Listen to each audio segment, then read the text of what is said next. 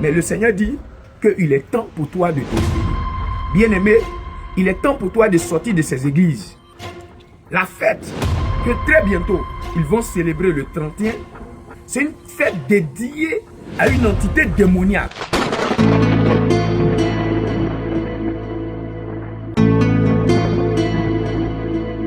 Shalom, bien-aimé, que le Seigneur Jésus te bénisse. Comme le déclare le livre de Romains chapitre 13 à partir du verset 11, cela importe d'autant plus que vous savez en quel temps nous sommes. C'est l'heure de vous réveiller enfin du sommeil.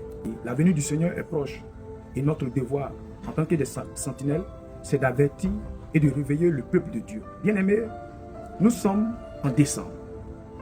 Nous voyons beaucoup de choses se produire. On voit des affiches, des pasteurs. Le pasteur assis, arrêté, sa femme à côté, ou le pasteur avec sa femme, ou la femme du pasteur, ou des affiches comme un grand caractère qui est mis, traversée 2025-2026, des noms qui sont inventés. Mais bien aimés, est-ce que ces choses, on les trace dans les Saintes Écritures? L'apôtre Paul dit dans le livre de 1 Corinthiens, chapitre 11, à partir du verset 1 et 2, « Je vous loue de ce que vous vous souvenez de moi à tous égards et de ce que vous retenez mes instructions. Quand nous lisons les épîtres de Matthieu jusqu'à l'Apocalypse, nous ne voyons ce genre de cérémonie se produire. Le Seigneur nous dit, c'est une abomination, les coutumes et les traditions des hommes. Traversée 2025 et 2026, selon le calendrier gréco-romain, n'a pas de trace dans les Saintes Écritures.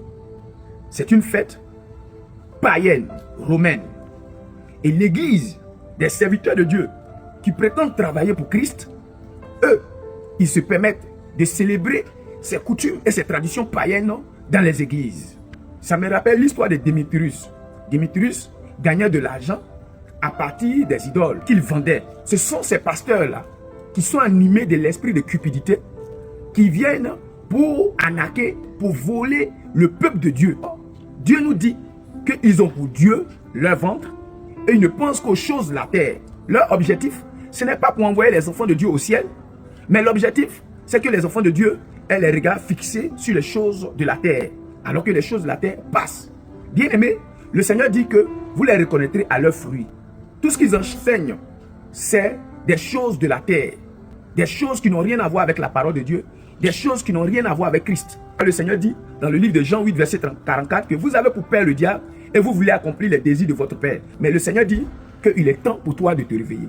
Bien-aimé, il est temps pour toi de sortir de ces églises où on fête les fêtes de Nouvel An, où on fête la traversée 2000 ans, où les fidèles payent des sacs de riz, envoient des bananes, envoient des choses, se mettent en rang et viennent donner aux pasteurs.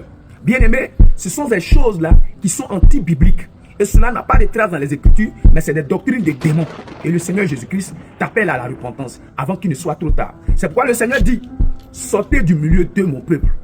Ne participez point à leur iniquité. Revenez à Christ avant qu'il ne soit trop tard.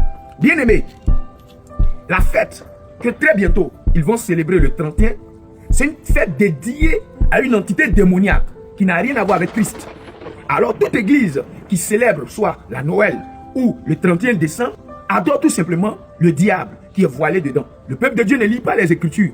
Mais si vous lisez les Écritures, vous allez trouver que ces choses n'ont rien à voir avec Christ. Alors, comme ils sont des agents du diable et ils adorent leur père, alors ils trompent le peuple de Dieu.